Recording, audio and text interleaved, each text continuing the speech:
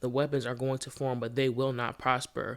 But I also need to be prepared for when I see the weapons and when they're coming my way. And I need to also understand and be prepared for the fact that I might be the person that's holding the weapon to myself.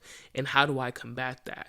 It's one thing to see the enemy and to see the weapons coming from other people, but how do you operate when you're the person who is holding the weapon to yourself? When you're the person telling yourself the lies, when you're the person that is holding yourself back? What do you do and how do you combat that? What's up, y'all? Welcome to the Hood Soft Life podcast. I'm your host, Sabrina, and in this podcast, we talk about navigating the challenges that come with growing up in the hood and leaving those challenges behind for a soft life. Growing up in the hood comes with its own set of challenges, but what people don't tend to tell you is not only do those challenges follow you once you've made it out physically, but they tend to intensify. So I'm bringing you along on my journey. I'm going to be honest with you about the struggles and the lessons that I'm learning to achieve a soft life. In this episode, we are going to be talking about reminding yourself of who you are, especially when times get tough. So, let's get started.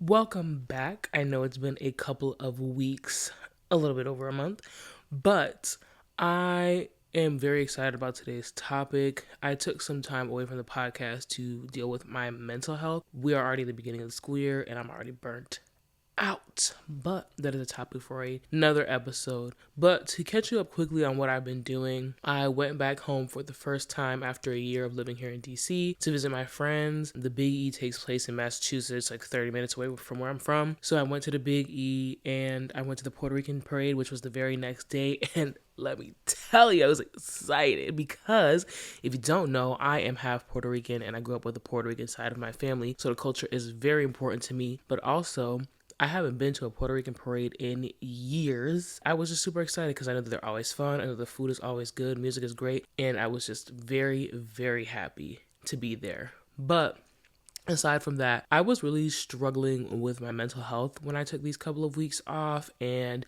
I've always been honest about my mental health. I've always been honest about the fact that I am somebody who was diagnosed with depression and anxiety, and I go through a lot of waves of depression, more so than anxiety now, and that was just where I was at. I was really just trying to get myself together. I have a lot of moving pieces, a lot of things on my plate, and so I wanted to just really take the time to figure out what was going on with me and get myself together for our weekly update. Now that we are back on, we're back at it. I'm about to go to a Puerto Rican restaurant right after I'm done filming this at like 8 o'clock. To my knowledge, this is the first Puerto Rican restaurant that I have heard about. I know that there are some other like smaller ones, but I haven't had Puerto Rican food since I've moved out here, and it has just been sad, tragic, a mess. So I'm very excited to go. I woke up thinking about the food this morning, like, praise the Lord, it's a new day. I'm about to have some great food.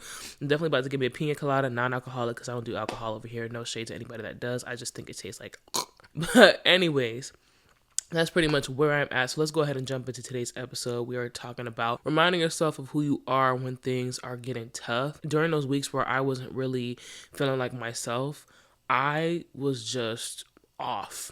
And like I mentioned, I struggle with depression and I go through these waves where I feel like myself. I feel like, but I still kind of feel like myself. And it just feels like the world is ending. And that's pretty much how I was feeling. It was just like, oh my gosh, like I was so sad all the time. I was disappointed in myself. I felt like an imposter. It just was so much weight on my shoulders. And I was trying to figure out like what exactly is wrong so that I can fix it, so that I can do what I need to do to get myself back on track. And I'm like literally going down the mental checklist and I'm like, my rent is paid, I have a job, I have my car, I have great friends. Even though they're not close, I still have great friends and we do our best to communicate as much as we can. I'm healthy. I'm like going down the list, and on the outside it's like, okay, well, nothing is wrong, but that doesn't change the way that I still feel this heavy burden. And I was trying to figure out like, what could it possibly be? I was just thinking and it came to my head and I was like, okay, in my last episode, I had talked about like feeling super confident, feeling like I'm fulfilling my purpose and feeling very happy and excited about like what my future is going to look like because I am making progress and I had never felt this confident before. And it's just something about being aligned with the purpose that God has for you that will make you feel super confident. And I kind of felt like, okay, maybe that has something to do with it. And I was just like, you know what? Maybe it's because I said that in my last episode. Like, maybe I just really pissed off the enemy. And I was just like really doing a lot of evaluation and saying, like, okay, that is true. Like, not too long after we posted that episode, we felt a immediate decline. And it literally felt like I got slapped in the face of like, no, you don't feel confident. Like, you're not aligned with your purpose. You are just an imposter. You don't know what you're doing. You're a fake, da da da da. And I was just like, oh my gosh, like, what is happening? And if you don't know, on top of me like trying to build this podcast, I have recently started to work with somebody else and helping them produce their podcast. And that is something I get paid to do. So that is like my first client, which feels weird to say, but I am trying to eventually grow that into a business. And so I think like with things going so well and with things looking the way that I wanted to have them be for such a long time, it was just like, okay, like now the things are happening. And normal people would be excited about that. Normal people would be like, oh my gosh, things are going great. And for me, it was more so like red alert, red alert, red alert. Like, we're producing for other people. We're charging money. Like, we don't know what we're doing. We're not a professional. We haven't done this for years and years and years. I was just like, okay, like maybe it's not the enemy. I think that we live in a culture where we like to slap that label on everything. Oh, like the enemy is coming for my life. The enemy this, the enemy that, the enemy is testing me. And it's like, yeah, no, maybe it's you. Like, maybe you are the problem. And I had to accept and take kind of accountability for the fact that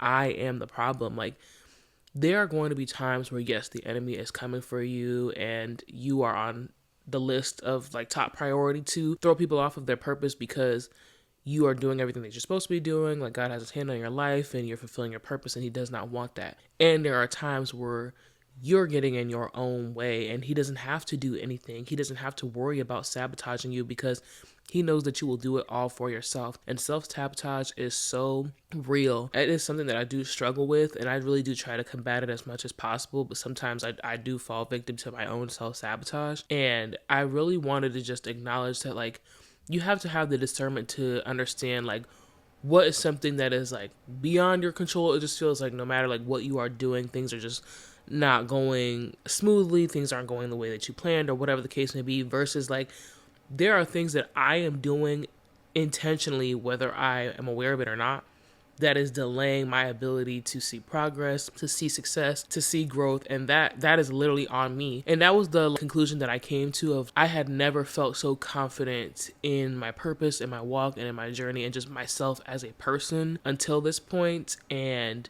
I just became so afraid of that. When I was younger, especially like high school and college, like I'm very aware that I'm an intellectual person and I pick up things very quickly and I give myself credit for that. But there was a point in time in my life where that's all I was giving myself credit for. I wasn't worried about what kind of person I was. I wasn't worried about how I treated people, even though I never really treated people with utter disrespect unless it was warranted.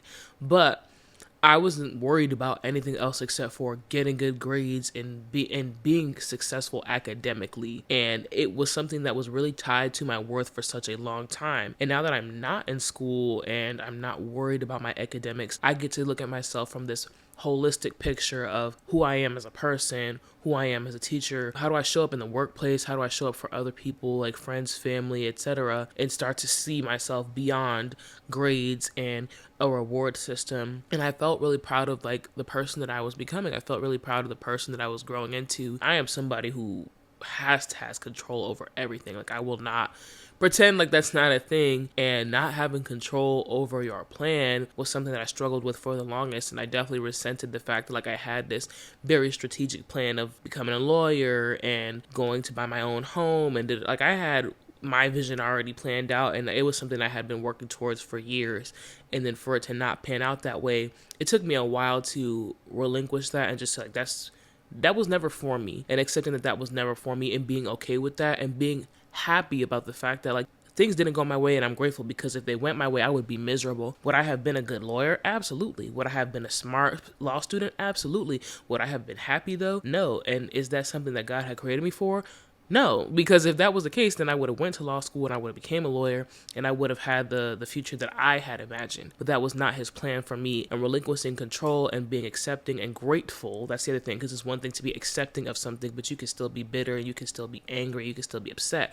But letting go of something and being grateful for the fact that things didn't work out my way, that took a very long time. I was grateful to be able to get to that position because it allowed me to really step into myself, fully step into my purpose fully, and be excited about my future and being excited about the fact that I don't know what's going to happen. I didn't plan on moving to DC. That was a spur of the moment thing. I just said, let me just apply to grad school. And if I get in, we're going to make it happen. If I don't, I guess I'm staying here. And the fact that it worked out, and I already told this story in another podcast, but listen, I didn't have nothing in my pocket but a quarter and a paper clip, okay? And the fact that I had no money and was still able to move out here, and I've never missed a bill, okay? I am just super grateful to God. He made it work for me.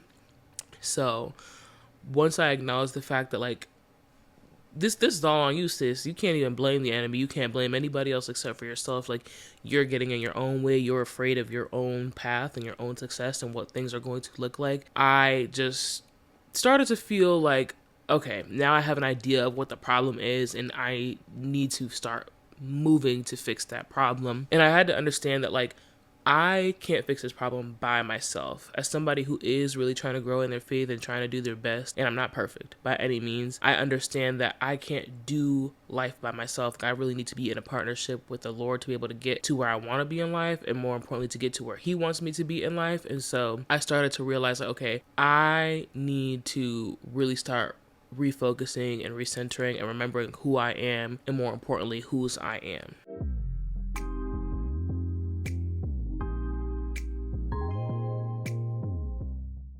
One thing about it, and two things for sure, I have great friends, even though all of my friendships are long distance at this point. I have great friends that I know that I can talk to, and I do Bible study with one of my friends. Having my Bible study with my friend really helped because there was a verse that I had came across, or like a story in the Bible that I had came across, and I know it's in Mark chapter 9, and it was this father who brought his son to Jesus, and the kid was struggling with epilepsy, and the father was saying, like, this has been happening for years. If you can you help my son? And Jesus is like, what do you mean if I can? Like, you believe or no?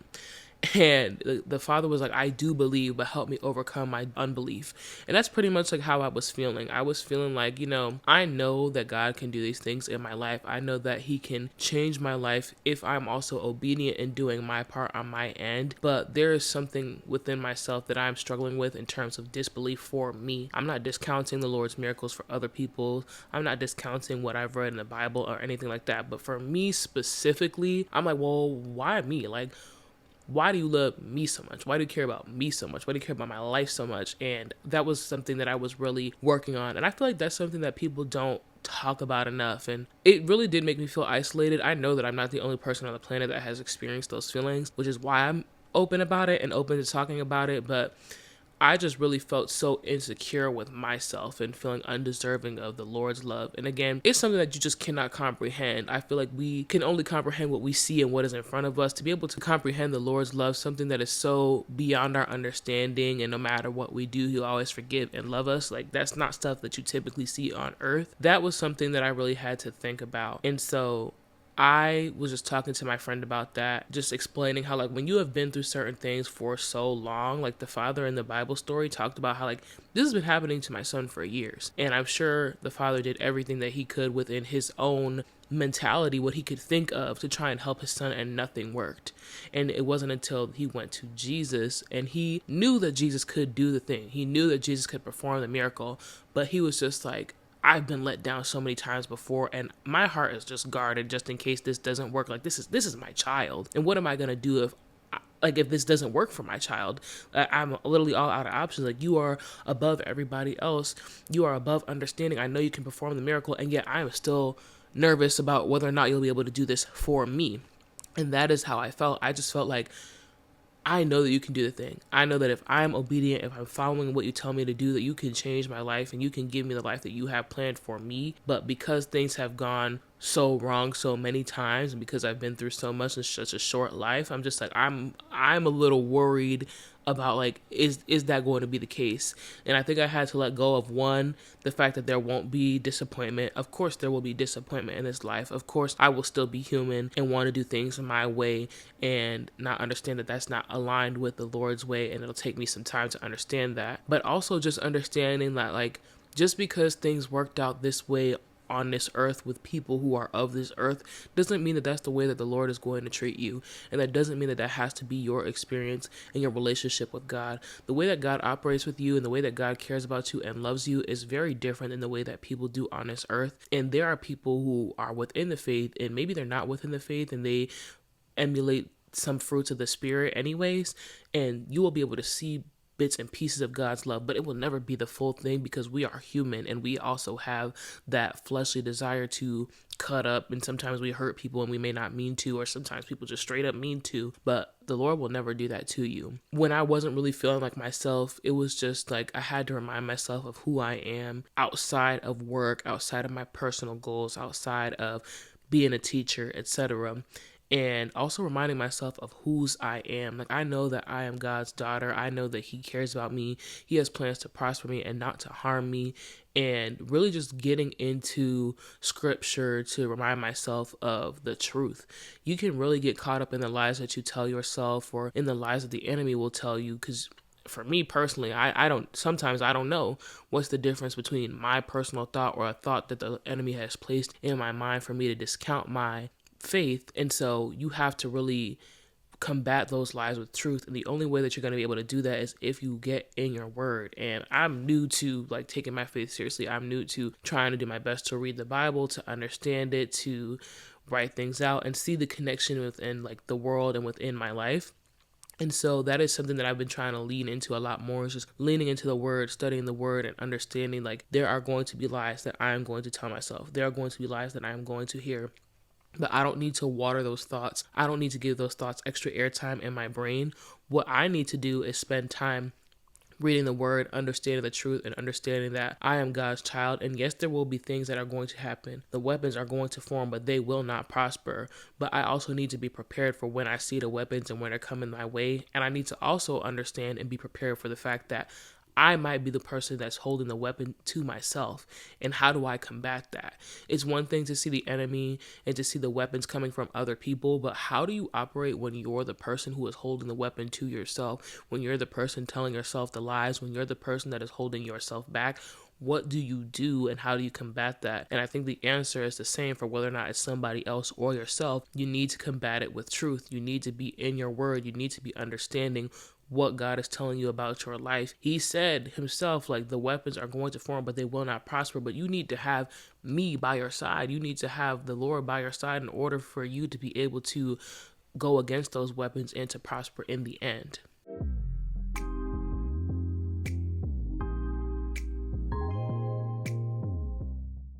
Let's talk about how I'm combating imposter syndrome and how I'm getting back to myself. And I think the biggest thing for me is that I am spending a lot of time trying to read the Bible, really listening to the sermons at my church, and taking away something that I know that I can apply. Because it's one thing to go to church or to listen to a sermon online, but it's another thing to actually apply what you learned in your actual life. I was doing Bible study with my friend Paris the other day, and I want to say that we were reading Mark 9, the story with the man with the father and the child who had epilepsy, who went to Jesus in hopes that he'll be able to cure and heal his son.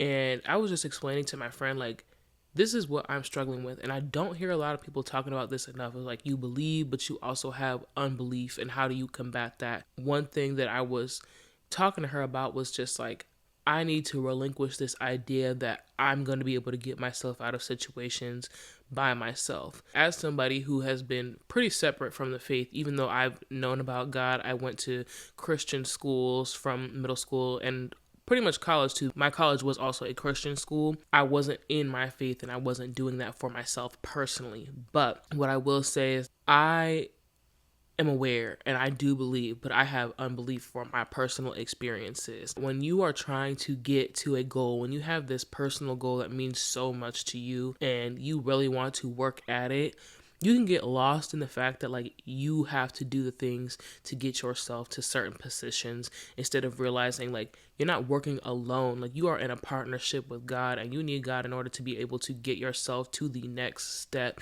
And He is the person who has already laid the foundation for your life. He has already gone before you. He knows exactly what's going to happen next, what mistakes you're going to make, what choices you're going to make, etc. And when you're going to be able to get there. For me, it was just relinquishing the fact that like if I want to quit teaching by the end of this year. Like, let's use that for an example. If I want to quit teaching by the end of this year and I want to be producing for other people and producing my own podcast full time, of course, to me, looking at it by myself, I'm like, there's no way I'm going to be able to do that within a year because I don't have the power to do that, which is true. I don't have the power to be able to do that by myself. But if I really think about it, like, I cannot do anything in this life by myself. I need to be able to do it with the Lord, and understanding that, like, I'm working in a partnership with the Lord, and for me to be able to get to where He wants me to go, even though my plan is, maybe my plan in this example is I want to quit by the end of the year. If He's saying, like, I want you to work there a few more years before you start working for yourself, I really need you to develop your character, I really need you to develop time management skills, etc., then we're working in a partnership, and there's things that He's doing on His end that I may know about, I may know nothing about, but I need to be worried about what I need to do on my end and going to my partner and consulting my partner in terms of, like, what do I do next? What steps do I need to do next? What do you need me to do? Where do you need me to lean in, and where do you need me to let go and give that to you? And I want you to really think about that as, like, a partnership on this earth with a person that you are dating or married to or whatever. If you are both working towards a goal, each one of y'all has a role to play, and you cannot be going over onto somebody else's role and playing in their role as well. That's not for you. That is not your job. You need to stay in your own lane. You need to worry about your own role and let your partner do their own role. And that's the same thing with your relationship with God. You have your own set of things that you need to do. You have your own role that you need to play, and God is doing the rest on His side. And trust and believe, He doesn't need your help. You need His help. So that was something that I had to remind myself of like, of course, I have these goals, I have these dreams, and I have these aspirations, but I'm thinking small. I'm only thinking about what I'm going to be able to do to get myself into a situation of where I want to be, instead of thinking bigger and realizing, like, the Lord is going to think way beyond my imagination, and I need to be working in partnership with Him to get to wherever it is that He wants me to go, and understanding that where I want to go and where He wants me to go, they may not be the same path, and being accepting of that. Because I think that when you're not accepting of that, like, that's what delays you even more. Because if you're in denial, you're trying to do all the things your way, you're trying to do the things that you want to do, and that's not going to help you. If I'm going to be honest, like, as somebody who has done it, it is not going to help you, and it's just going to waste a lot of time, and you'll be feeling bad about yourself because in your mind you will have thought, like, I should have done that instead. I should have followed the plan that God had for me instead, but I was too stubborn to let it go.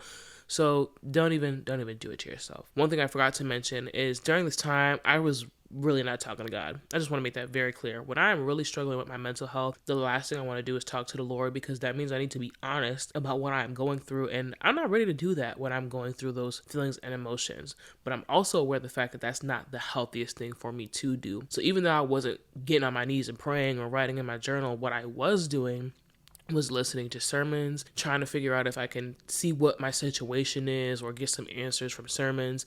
I was listening to Christian music all the time to try to see if that would help me lift my spirits. And I started listening to the Bible app when I go to sleep. So I'll put one AirPod in and I'll just pick a book, I'll start listening, and eventually I'll fall asleep. And it's just like, there are people who listen to music when they fall asleep. I was one of those people, tried and true. But listening to the Bible when I go to sleep instead, it just allows me to calm down, number one, because you never know what's going to play if you got your music on shuffle. But also, it just allows me to soak in the Word, because even though I'm asleep, my brain is still taking in that information in some way.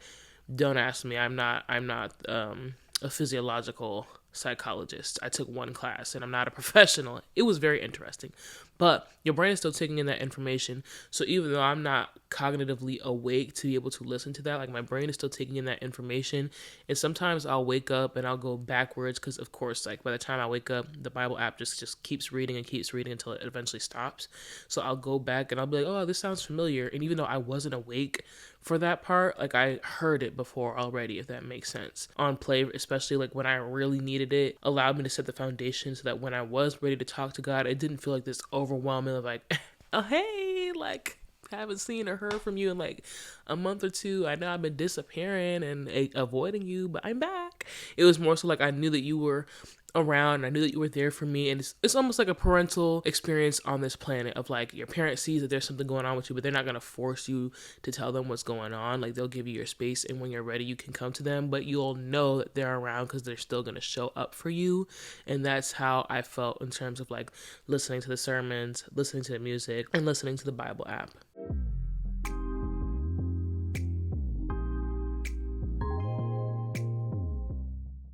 let's go ahead and jump into the 4 things that I'm doing that are helping me with my imposter syndrome. And the first thing is definitely going to be doing a factory reset. Because I had so much going on mentally and I had so many things on my plate, teaching, I'm making my own curriculum, I produce for somebody else. That means I have to be worried about their platform growing as well, trying to grow this platform. I have other things that I want to work on the side. I just had so many different things on my plate, and I decided, like, okay, like we're trying to do too much at one time. We're one person. We don't have a team. We're not in a relationship. Like everything falls on my shoulders. I still gotta clean. I still gotta show up for myself. I still gotta cook. I still have to do all these things. Like there's not somebody that I can delegate to, and we just have too much going on. So we need to go back to the very basics of it all and start from there before we start adding anything else to my plate. And I want to do an episode about this at some point, but essentially that's what I was doing in terms of like my factory reset of just like, what is important to me? What do I need to put as top priority? With my job being so demanding, it's very easy for me to put my job above myself, and I can get very resentful of my job quickly because it's like, okay, you are taking over my life and I don't have a life. So I just took the time to figure out what is important to me and how do I put myself first, and really just saying like, when the day is done, the day is done. And if it can't get done at work, we're going to have to do some evaluations about how much our workload is, because I'm not taking it home. I'm definitely not. I have a life that I need to live. I have things that I need to do. I have goals that I want to pursue. And I know I'm not doing this forever.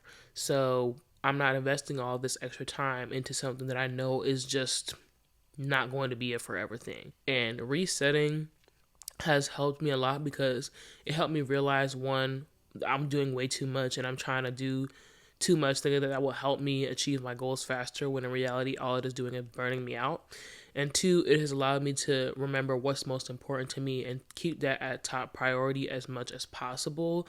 And there are going to be times where you're tired. There are going to be times where you're sick, because there's something going around at my school. But there are going to be times where you're tired, and there's going to be times where you're sick. There's going to be time where you feel like you don't have the energy to be able to pursue those things. But as long as you keep reminding yourself, like, this is priority for me, this is important for me, you will make the time for it. And there was a podcast that I was listening to, and she wasn't the person that said it. I want to say that she said Mel Robbins had said it, or it was on Mel Robbins' podcast. But basically they were like, instead of saying, I don't have time for insert here, replace it with, insert here is not a priority for me.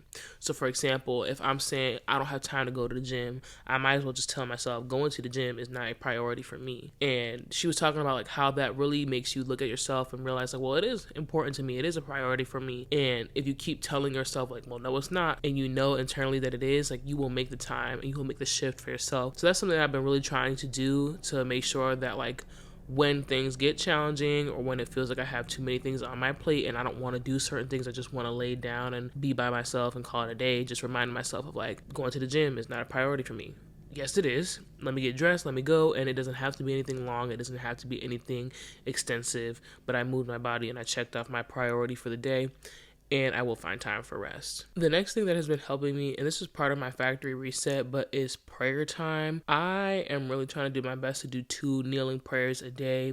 I like to listen to Maya Graves. I think that's how you say her last name. She was just talking about how, like, when you are kneeling, like, it really puts your mind in position to understand, like, this is your prayer time, like, you are focused, you are locked in, but also it sets the standard of, like, you are begging God for something, and sometimes people feel too good to beg God for something, but in all honesty, like, you are genuinely asking him and you genuinely care. And for me personally, the doing a little prayer while I'm closing my eyes and getting ready for bed, like, prayer is gone, prayer is lost. I'm halfway through the sentence and I'm falling asleep, and Jesus is looking at me like, we're gonna try this again tomorrow when you wake up. Something about like doing a kneeling prayer has really been working for me, because I am begging God for certain things, and I'm not above saying that. Like, I am really begging him to remind me every single day that I cannot do this without him, because there are going to be times where I'm trying to do certain things by myself, and I need to remind myself, like, you cannot do this without him. Please remind me every single day that I cannot do this without you, that I need you, and to keep me from doing things selfishly. I don't want to be putting my goals, my dreams, my aspirations above things that are not important, or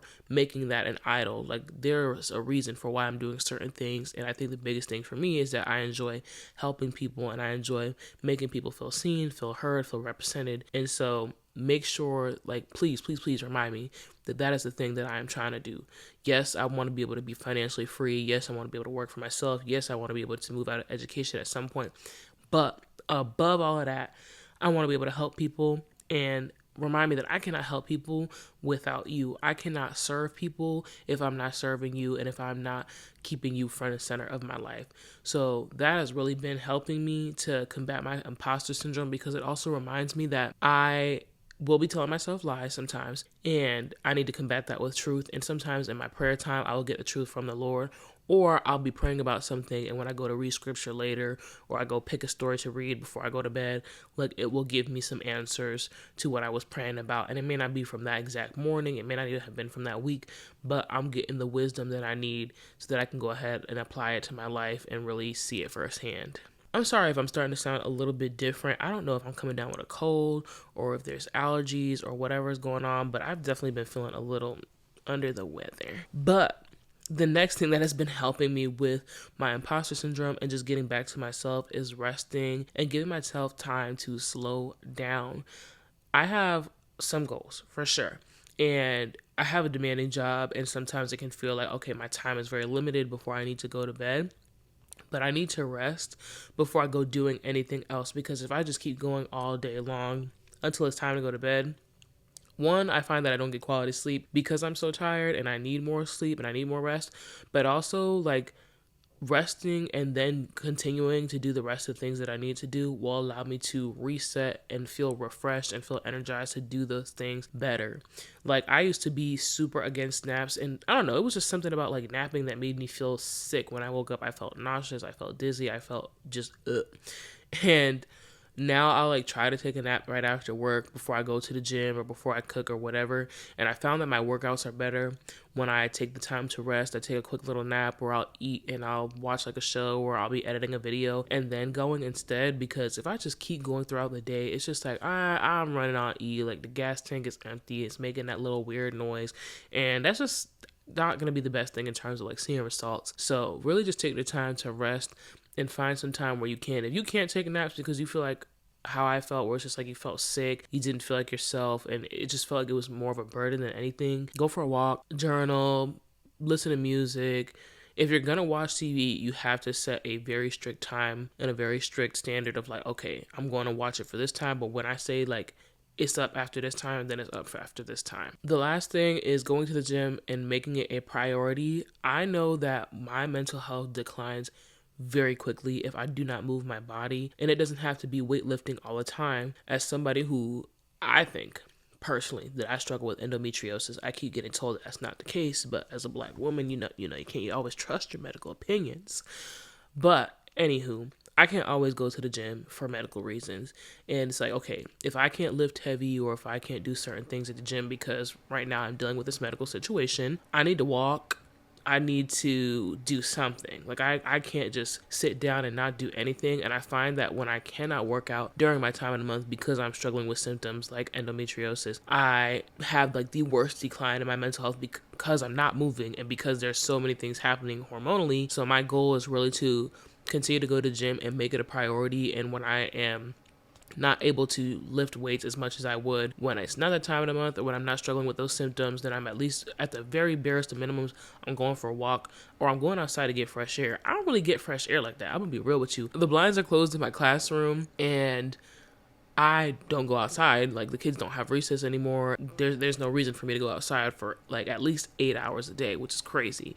And I love going to the wharf out here in DC. I love being by the water and just getting that fresh air right there. So whatever I know is going to help me and clear my mental, I'm going to do that. And it has to be top priority for me because this is a cycle, and there isn't always going to be something that I can do in terms of my mental health. As somebody who struggles with depression, I'm going to have to continue to pray on it, and I'm going to have to continue to do what I can. But sometimes like it's going to happen, and I'm going to have to push through it as best as I can. But I know that there are certain things that I can do to alleviate my symptoms so that when that time comes, I'm not miserable and it doesn't feel like the world is ending. And I know for me, going to the gym is like number one priority. Like, that is something that will keep me physically healthy, keep me mentally healthy, and it's just also a great time for me to really just be alone and not think about anything else. I'm not worried about my goals, I'm not worried about my job, I'm not worried about anything else other than, can I breathe during this set? Like, this weight is heavy, and if I don't breathe, I'm about to pass out in here. And I genuinely love it because there's no noise. And as somebody who used to really struggle with racing thoughts, that was like the only time where I didn't have any. And I'm grateful for the fact that I don't really have a lot of racing thoughts anymore. But I'm just super grateful for what the gym has done for me mentally. And I want to make sure that I continue to do that and keep that top priority.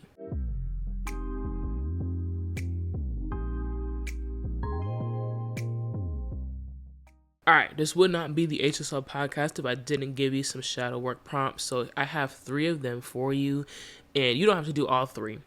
I really want to encourage you to pick one of them at least and really just sit there and think about it. And if you're new to the podcast, because the numbers have been growing, which I'm very, very excited about, welcome y'all. If you are new to this podcast, if you're new to shadow work and you have no idea what it is, essentially it's these journal prompts that will help you to uncover certain things about yourself that you don't think about at the forefront, but they're buried deep within like your psyche.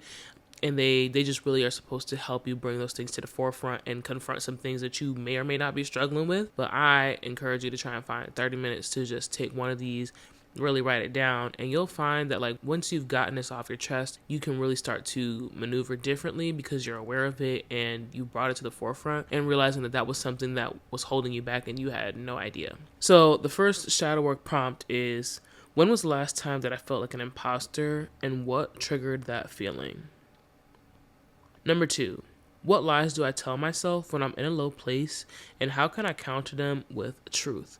Remember, truth is from a word, and if you are not Christian, I genuinely don't have another answer for you. I'm so sorry. If you're not Christian, I'll just encourage you to pick up a Bible and just take a look inside. No pressure though. And number 3, how does my relationship with God shift when I feel distant from myself? How can I bring God to the center?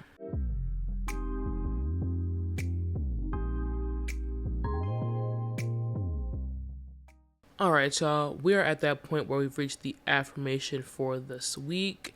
And the affirmation for this week is, I am chosen, capable, and equipped for my purpose.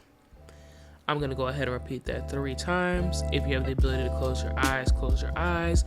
If you want to write this down, however you want to speak this positivity onto your life, find a way to do it. So, I am chosen, capable, and equipped for my purpose. I am chosen, capable, and equipped for my purpose. I am chosen, capable, and equipped for my purpose. All right. That is all I have for you for this week. I really want to thank all the new people that have come to the podcast. Definitely want to thank all the people that have been here since I've started, or maybe came not too long after I started. I am truly grateful for y'all, and I am just excited to be back. And I will continue to always be as vulnerable as I am comfortable with being on the internet. And I'm just grateful that I've been able to cultivate a space where people can really express their vulnerability. I've gotten some DMs, I've gotten some messages of people just talking about how the podcast has helped them, or there's certain things that they want to talk about.